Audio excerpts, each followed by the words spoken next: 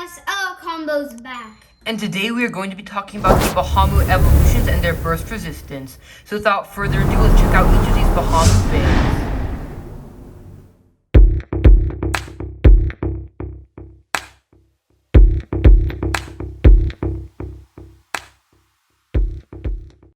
Alright guys, so starting off with our very first Bahamut generation, we have Our Bahamut. So taking this bay apart, you guys can see that it does have extremely weak teeth, even compared to bays from its own generation, such as God Valkyrie, which does have extremely tall teeth. Now putting the bay back together, and you guys can see these 4 green points on the bottom of the layer, and those points do match up with these 2 points on the disc.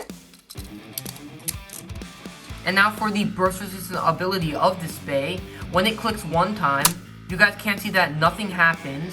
But once it clicks twice, you guys can see these little green bumps starting to pop out through the gaps in these defense points.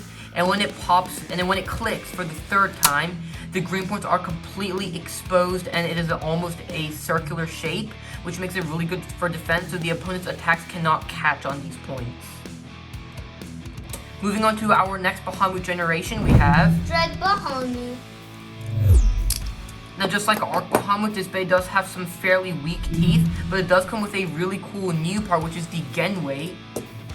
And here is what the Gen weight looks like alone, and it does look like a normal rubber weight, other than the fact that it has this triangular point on the bottom, and it is made of rubber, so when it catches on the disc, it doesn't simply slide off, because it is made of rubber, so it does stick temporarily. Now putting the bay back together. And for Dread Bahamut's burst resistance ability, you guys can clearly see these 2 major defense points here. And if the bay, just like Arc Bahamut, if it clicks only one time, those attack points go inward and these 2 green bumps go outward, which makes the bay a very circular shape, very similar to Arc Bahamut's ability. And last but definitely not least, for our newest Bahamut generation, we have Roar Bahamut. So taking this bay apart, although Dread Bahamut and Arc Bahamut did both have extremely weak teeth, I was not expecting Roar Bahamut to not have any teeth at all. But in the places where the teeth should be, it is completely flat and the bay does not have any teeth. And very similarly to Dread Bahamut, it does have this Gen weight point looking thing right here, except it has 2 of them, which makes for double the burst resistance. Now putting the bay together, and taking a look at the front side, as you guys can see, if none of these green points are popping out and they are all on the inside, this bay is practically unburstable because of this green point right here and this green point right here, which prevents the disc from moving. But if the opponent bay finally hits Dread Bahamut and all these green points pop out and it actually moves to its middle point right here, all these green points are stabilized, and no matter how hard the opponent bay hits it, these green points do not budge. And that causes for a very circular shape, very similar to Dread Bahamut's ability, but slightly upgraded. Alright, so that was it for the Bahamut generations. Now let's see how their burst resistance works in the stadium. Alright guys, so here we are with the test battles, and we are going to be battling each of these Bahamut bays up against the main character's attack type base for each season of Beyblade vs. God, GT, and Dynamite Battle to see how well their burst resistance really works. So without further ado, let's get these battles started. Alright guys, first let's battle Arc Bahamut up against God Valkyrie. 3, 2, 1, go. Arc Bahamut going around the stadium while God Valkyrie is staying in the middle. Both bays have now met the middle of the stadium. Now it looks like God Valkyrie is going around the stadium.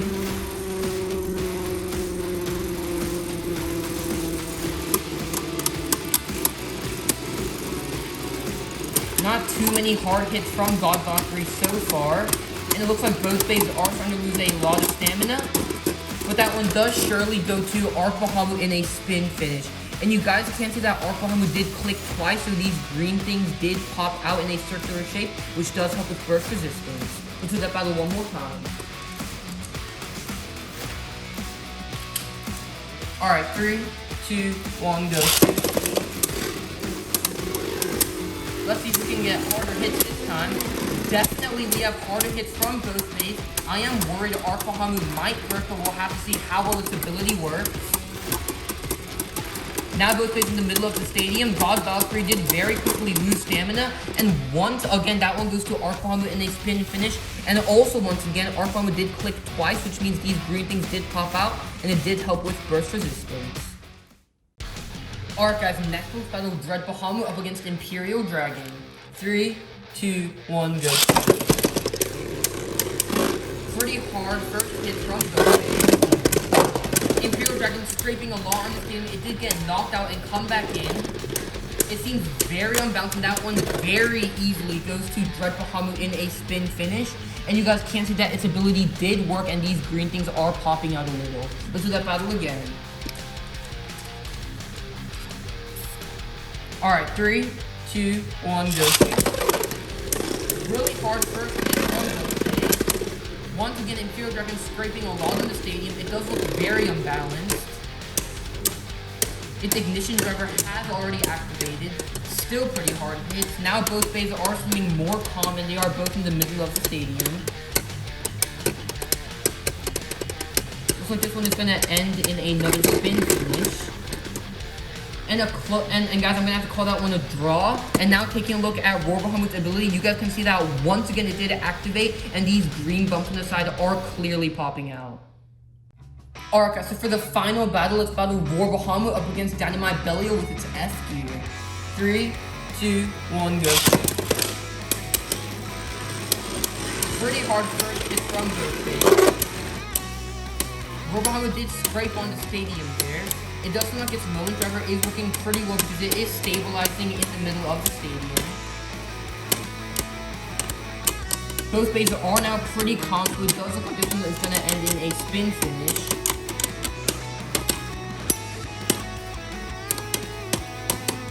Let's see how well Moment works in Life After Death. Both bays using a lot of stamina. Definitely looks like it's going to be a close one. But guys, that one just barely does go to Roar Bahamut in a spin finish. And you guys can see that it has no clicks, which means its burst resistance ability did work really well. And those 2 points on the bottom of its core did help it with burst resistance too. Let's do that battle one more time. Alright, 3, 2, 1, go.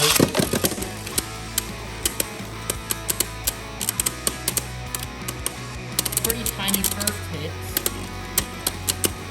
It does look like both bays are fighting for the middle of the stadium.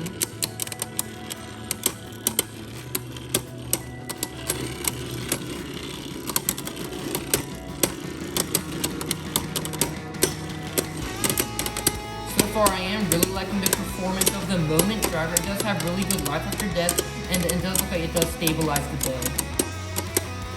Looks like this one is going to end in another spin finish. Probably another close one. Let's see what happens here. And once again, that one does just barely go to Roar Bahamut in a spin finish. And once again, it did not click at all, which means its burst resistance ability did work really well. Alright guys, so in the end, all of these Bahamut's abilities did definitely work really well. And I do think the card could made these bays really well too. And I do think they have one of the most unique and competitive abilities out there. So you guys should definitely try to collect them and test out their abilities too. Alright guys, so that's it for today's video. Thank you guys so much for watching, and we hope you enjoyed. If you did and want to support the channel, make sure to leave a like, subscribe, hit the notifications bell, and comment down below. LL Combo out. Moving your back.